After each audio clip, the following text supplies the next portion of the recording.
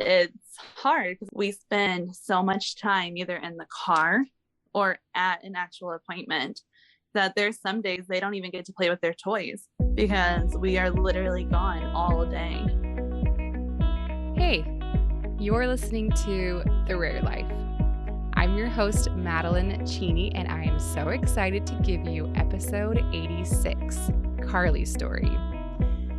Karley has two young daughters, Addie, who is 6, and Nora, who is 3, and they are both disabled. We decided to focus in on Nora, however, because she is more medically complex. Nora has not one rare syndrome, but 2 rare syndromes, which are the cause of many birth defects and medical complexities.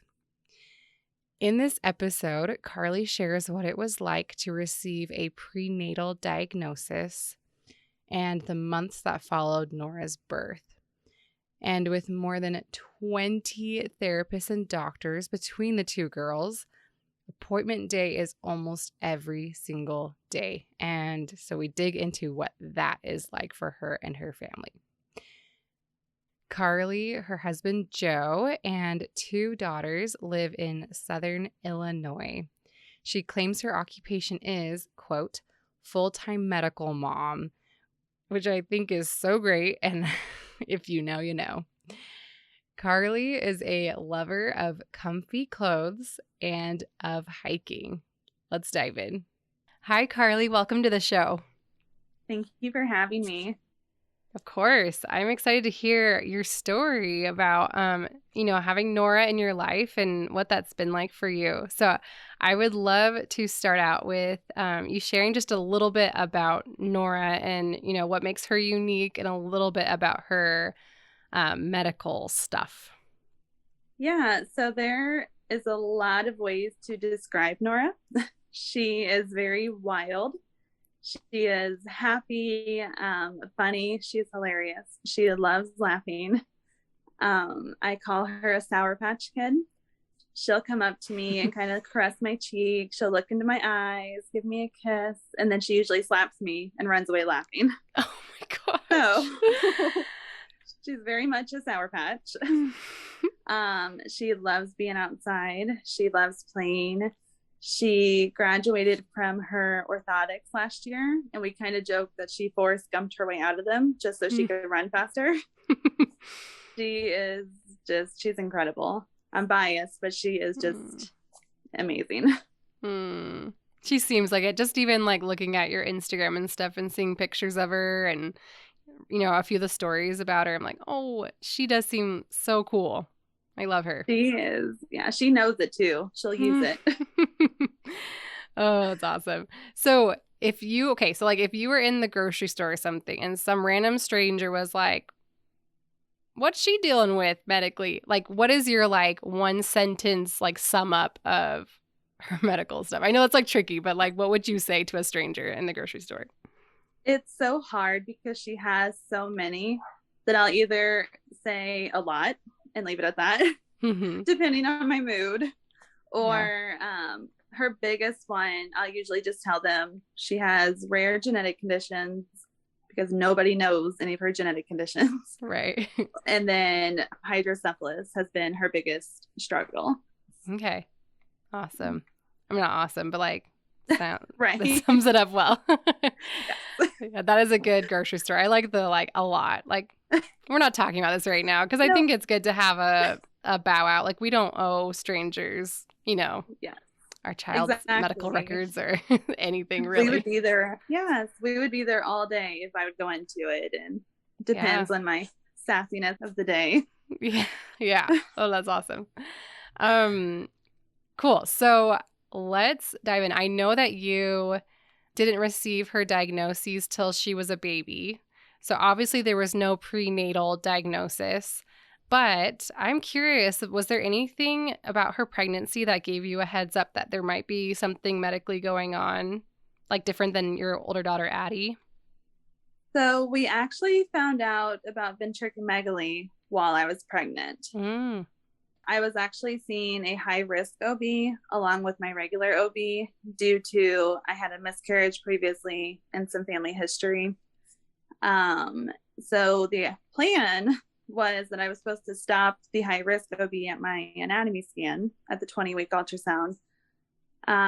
We went in for my anatomy scan, and my husband Joe came with me, which was very rare. He usually wasn't able to go to a lot of them. And the tech was doing her thing. And looking back, I feel like she must have had a really good poker face because I had no idea anything was going on until she left the room. When she was leaving the room, she made a statement. She said, "I'm going to go show the doctors these, and he'll probably want to come talk to you." And then she left. Oh, man. I started crying immediately. My husband looked at me like I was crazy because he had no idea why. And I looked at him and I said, "The doctor doesn't see you in the ultrasounds. Like, something is wrong." So the doctor came in and told us that she had fluid on her ventricles, which we had no idea what that meant. And that we were going to continue being followed by them. I was going to need a fetal MRI and weekly ultrasounds. Wow. So it was a long 20 weeks after that point. Yeah. So, okay. Can you like freshen my memory too? Fluid on the ventricles, that is a part of the brain, right?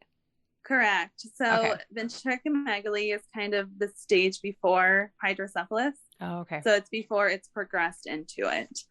Oh, okay. That's really interesting. You may know from listening to episodes, but like that's the same kind of ultrasound situation I was in with Kimball. And it is, I don't know. Since you were saying a high risk OB, that's interesting. I wonder if you had a little more, like, did you feel like you were expecting something to happen or to find something out? Or were you just like, we're just checking out, like, this is it? I didn't really expect anything. I knew I was very big because I had extra amniotic fluid as well. However, like I mentioned, the plan was that was supposed to be my last appointment with them. Right. So I was like, okay, because we had to drive about 40 minutes for this one. I'm like, oh, thankfully we're done with them. Yeah. And then there we were. Yeah. Oh, man. I bet that was a lot to take in. What happened after the doctor told you that and you're like heading home? Like, what's going through your mind and in your heart? Like, what's going on emotionally for you and your husband? I honestly don't remember a lot of it. I feel like I kind of zoned out. And then, of course, lots of Googling, which I always try not to, but it suckers you in. Yeah. And then it was a big toll on us. A lot of new, terms that we didn't know what they were. I've always been a what if person. So a lot of what ifs. It was my first MRI, and then a big old belly in that tiny MRI machine was terrifying. Oh, wow. Yeah. Not to mention the weekly ultrasounds after that. It took a lot. We had Addie as well, who was 3 at the time. So it was hard. Yeah. Yeah, I think that's funny because I was like, oh, she found out after she was born. But that's really it does start the prenatal thing. And like, that's just an interesting situation because you have this like time that is sort of limbo, like where you're waiting for the baby to come. Like they're not there yet. You're kind of just guessing, what it's going to be like or what they're going to be like. But then you're also kind of like already jumping into the whole medical world, like because like you said, you'd never been in an MRI before and these new terms and you're already being thrown into that. It's a lot, and while you're worrying about your baby and the what ifs, like you say, it can be really heavy. And you feel like you're supposed to be able to prepare, like it should be better that but it's not. I don't think so. You might think you're prepared, but you're not prepared until you're in that situation, until it's happening, because you don't know what's going to be. Doctors are human. They make mistakes. They don't know what's happening. Nobody truly knows what it's going to be like until in the moment and in the present. Yeah. Yeah. So you say that it was worse for you to know ahead of time. What kind of thoughts or what kind of things were happening for you that you feel like did not prepare you well for her arrival? I feel like either way, it would have been bad. I don't know if it'd be better knowing or not knowing. it was hard and a lot of what ifs on what's my baby going to be like?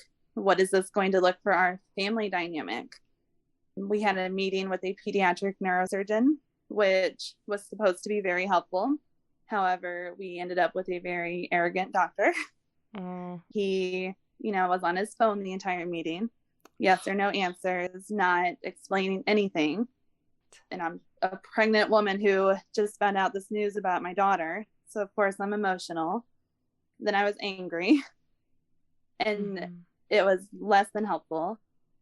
We felt like we could have been guided a little bit more than we were. So that was, we had no idea what to expect. Yeah. Yeah. That what if game is so scary.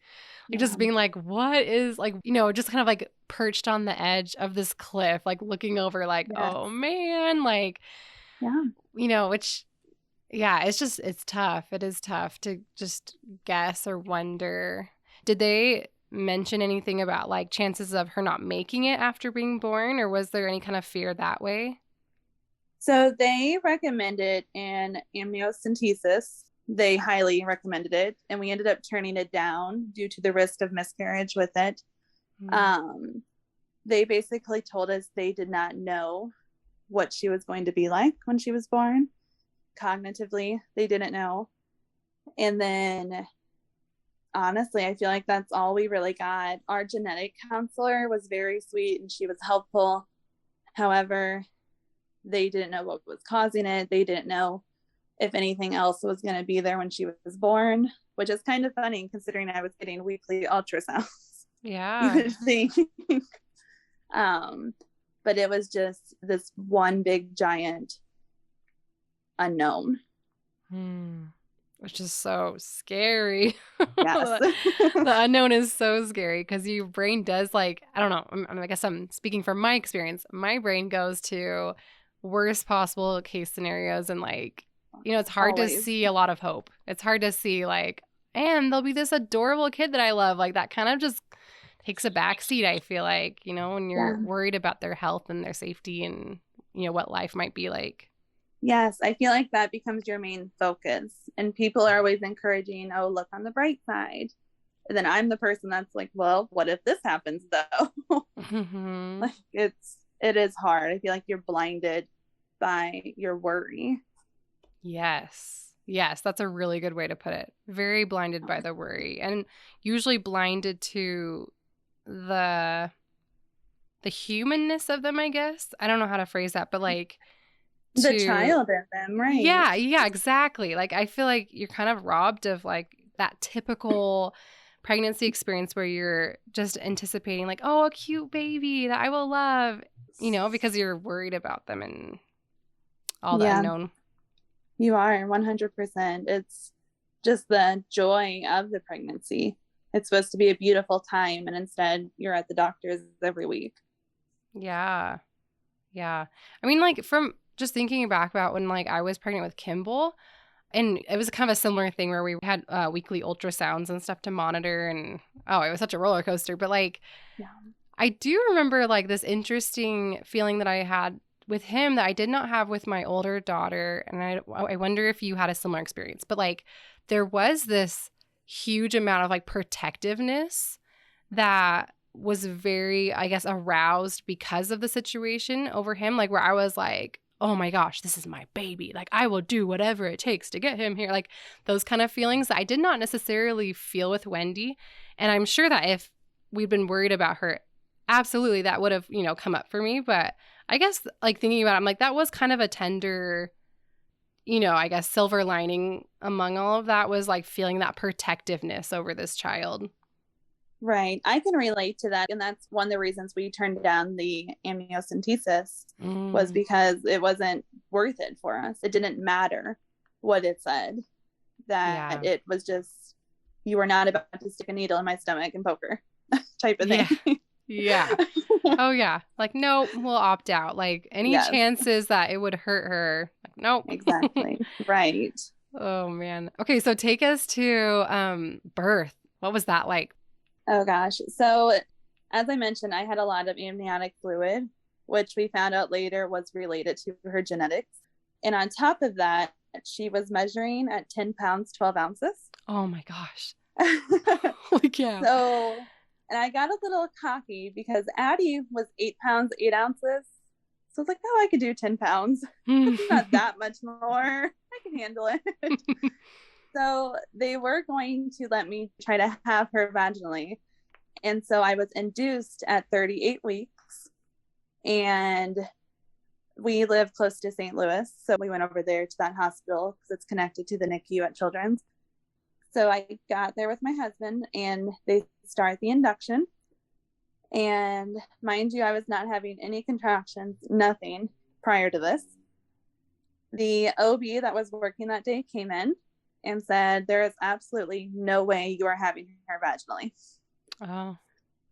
So I was very upset at first, mainly because I was having contractions now because they started my induction. Oh, wow. And it felt not quite like a failure, but scarier because I knew my recovery would be worse and we didn't know what to expect with her after she was born. But they explained that if I were to have her vaginally and if she were to get stuck, they would not be able to get her out safely because of her head. So, of course, I agreed to it then. So I waited until that evening until we were able to do the C-section. Everything went good. I flooded the table because of all my fluid. So that was a big ordeal. Then after the C-section, she was out. Everything was looking good. They actually let her stay in my room that night. Wow. I know. So the next morning, Joe actually had to go home because we got a call that Addie was sick. So he left, and not even an hour later, the pediatrician came in furious because she was supposed to be in the NICU and wasn't. And then at the same time, I was having spinal headaches from the C-section. Joe was gone. I was in a lot of pain, and Nora was getting transferred to NICU. She got transferred down, and the pediatric neurosurgeon came in. Luckily, it was actually a different one. This man sat down with me for probably 30 minutes talking to me. He was absolutely incredible. To this day, he is still my favorite doctor. He calls and checks on Nora just randomly. He used to call me on the weekends to check on her. He is absolutely amazing. Wow. He told me that her images were actually looking a little bit better. So we were going to hold off on her shunt. We also found out that she had 2 holes in her heart, which are thankfully now closed. We found out she was low tone and had club foot. However, our stay was only 6 days and we were able to go home. And then that's when things kind of got, I don't want to say worse, but different in a bad way. So it's got ominous. Yes. So eating was a struggle from the beginning, and she still does have pretty severe reflux. We were having to feed her every 2 hours, and she still was taking an hour to eat anything. Oh man. She wouldn't wake up. We would have to turn the lights down because it hurt her too bad to have the lights on. We lasted about 6 weeks, and then it got worse, which we didn't think was possible. She wasn't waking up at all. She wasn't eating at all. Oh, wow. So we called the neurosurgeon on call. And the next morning we went in and she had her first brain surgery to place her shunt. Wow. And I remember so in looking at your Instagram and you were talking about her shunt anniversary, whatever, her anniversary of getting her shunt. And you mentioned that she really woke up after that surgery. Yes, the relief of the pressure, and her eyes were so big after her surgery. And she smiled for her first time. And we felt like we were meeting her for the first time. We felt like we were finally getting to meet Nora. It, to this day, is still my favorite memory, my favorite picture. Addie to come in, because it was pre-COVID. So Addie came in, and even she, at 2 years old, was like, her eyes, mommy, her eyes are open. And it was just incredible, because shunts fail quite often, but it also saved her life. Wow. I bet that was so amazing. And I think that's fairly common, I'm guessing, among our community of parents, where like kind of like that typical like, oh, they take the baby after they're born and place them on your chest, and that's when you're like, my baby, and like that's when you get to know them and stuff. I don't know. I think that probably that moment occurs at other times for a lot of parents because of different medical stuff going on. Like, because hearing that story reminds me of like when Kimball, I mean, it was like the doctor shouldn't have done this. We found out later it was an error, but he was like, he doesn't need his collar anymore. And then he got to take off this big plastic collar, and we got to hold him for the first time, like without a collar. And I was like, this is like that moment of like, Yes. oh, I can finally hold him. And like kind of it seems like a similar moment as when Nora got her shunt. But I think those times we just sometimes can have those at different times, like the time where you feel like you really meet your child for the first time. Yeah, I agree. I think it's incredible. Just like with your experience and with Nora's shunt, looking back, I actually have a hard time looking at her pictures because I can see just how much pain she was in. And we knew it then. And honestly, I feel a little guilty that she didn't get her shunt sooner. But it's going back to just that memory. It's, like I said, it's my favorite memory of her because it was like her birth again. There was Nora happy and smiling, and her eyes, I didn't know what color her eyes were. It's amazing. It's sad. It's amazing. Yeah, like definitely. I always think of like Inside Out, the movie, like when they have like the memories that are like touched by like joy and sadness, and it's kind of like blended. I feel like those kind of memories definitely feel like that because it's like, oh, it was so happy, but like so sad that that's how it happened, but it was so happy. And, Yes, for sure. My infant had all these incisions on her head. However, she's looking at me with her eyes open, smiling. Yeah. It's definitely a mix. Yeah. Yeah. And you can appreciate it so much more, when it was a procedure that got her there, or like, you didn't take that for granted at all, being able to see her eyes or interact with her. Yes, exactly. And she hasn't stopped smiling since. Oh, that's so sweet. Yes. Well, I guess like fast forwarding, you've mentioned like that Nora has 13 specialists. Is that right? She has about 14 doctors and then 3 therapists. Okay, yeah. So like, so appointment day is almost every day, right? Like you probably have so many appointments. Let's talk about that. What is that like for you? Not just logistically, but like on an emotional level. Like appointment days are so tiring to me, and picturing doing that almost every day is baffling. So how do you handle that? Like, what is that like? So with that many doctors and that many therapists, and not to mention even Addie also has 3 therapists and then her doctors. Oh, wow. I feel like whenever we have a busy week, which is almost every week, I go into I call it my appointment mode. And I feel like I get these little blinders on. I grab my pen, my notebook, and I put my blinders on. And that is our focus.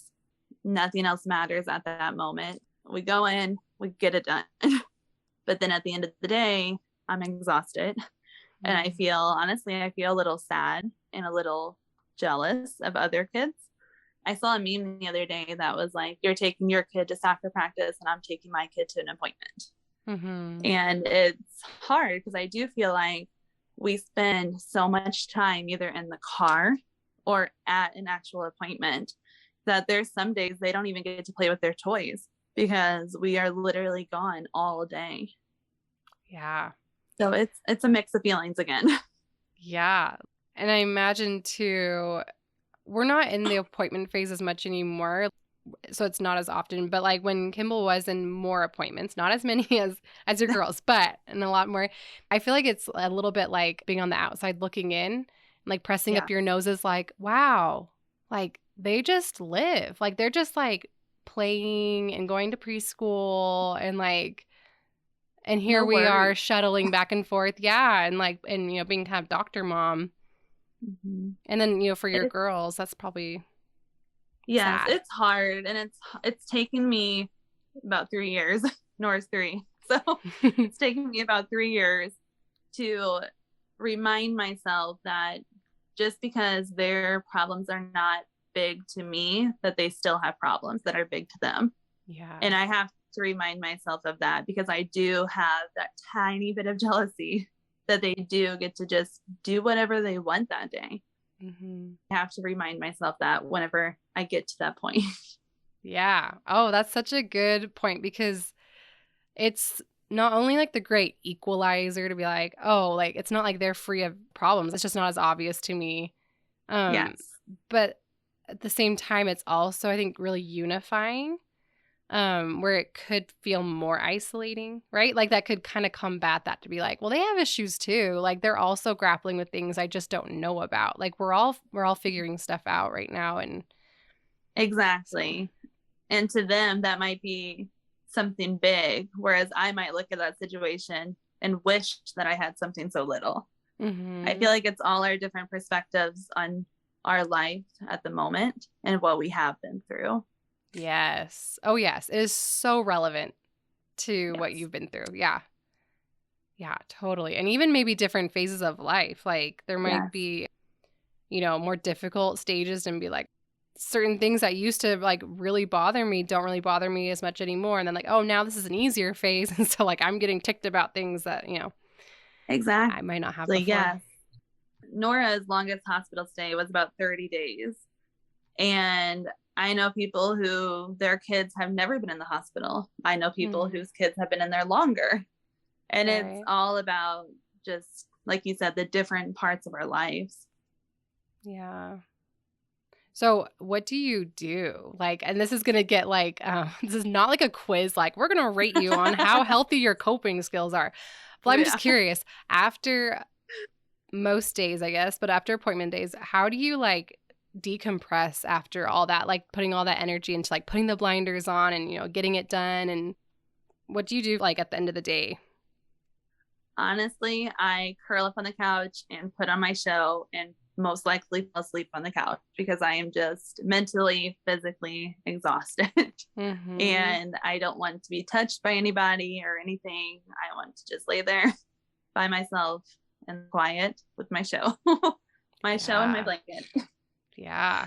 Yeah, totally. Like I feel like that is how I always feel after appointment days. It's just, I mean, there's just a lot too with appointments, but it's not just the like logistics of getting there and being there, and like, and that, that's a lot too, but just the emotional toll and problem solving with the doctors, and like maybe being triggered back to past appointments that were really difficult, or, hard memories. And yes, it is a lot. And it's like you said, so much more than just physically getting there.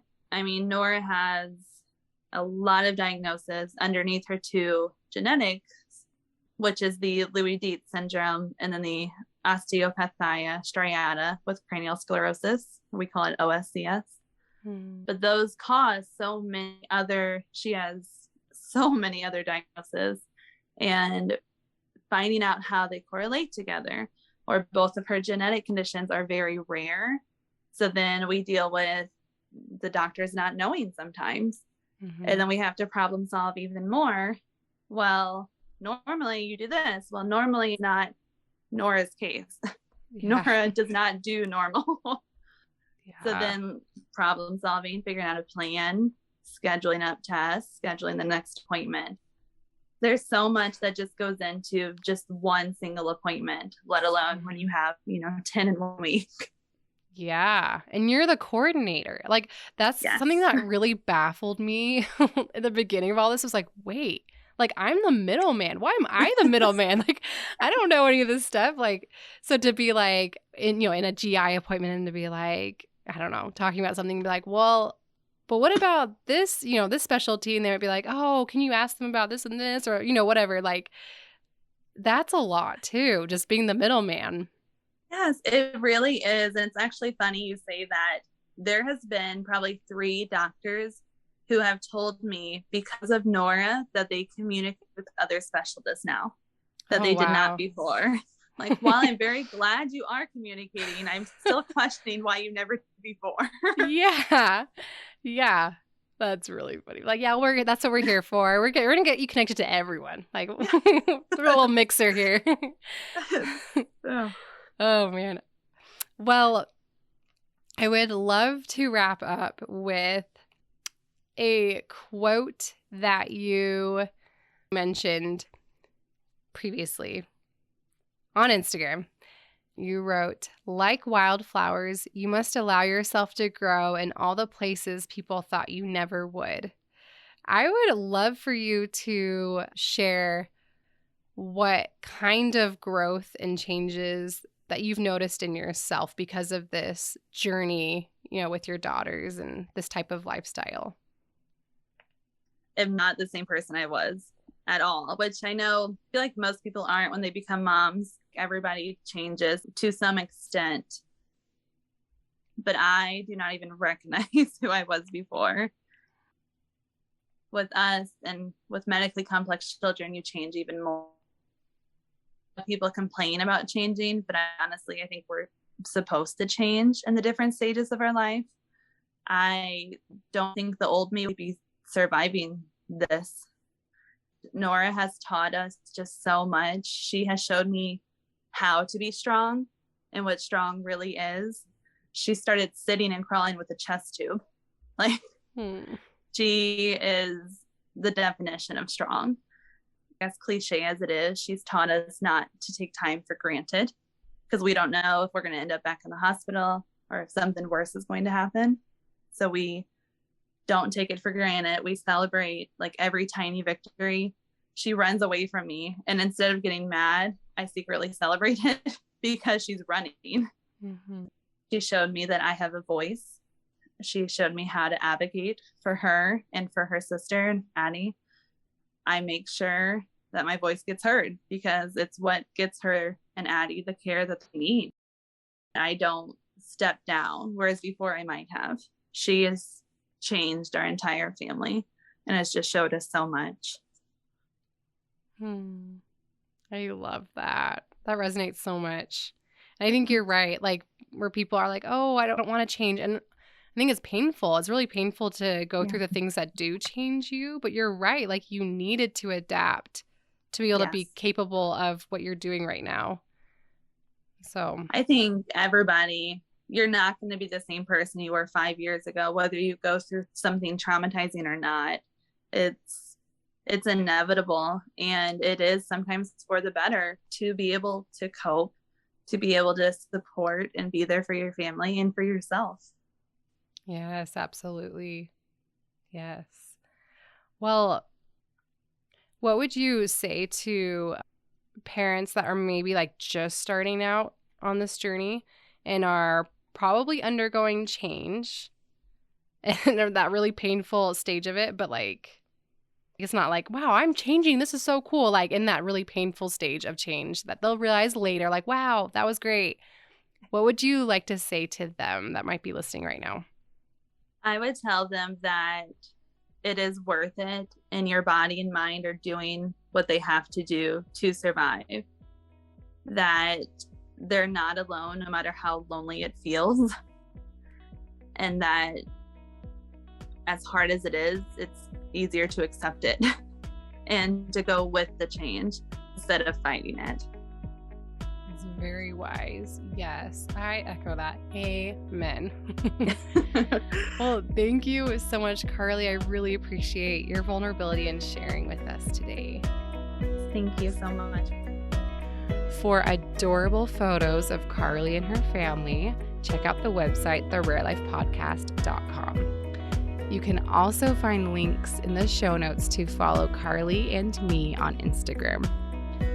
Also, if you haven't yet, be sure to check out our appointment day merch. Sweatshirts and t-shirts designed for you to wear to appointments.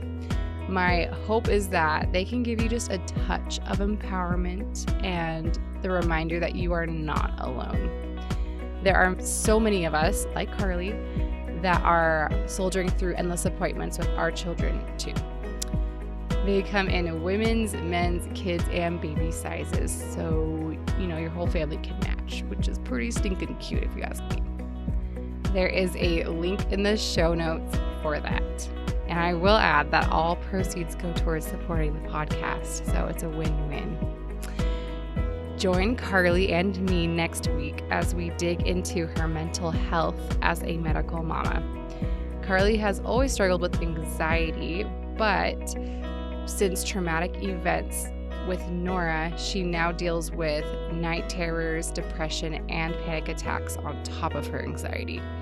And I know this is a common tale, so I cannot wait for you to listen and know to your core that you are not alone. See you then.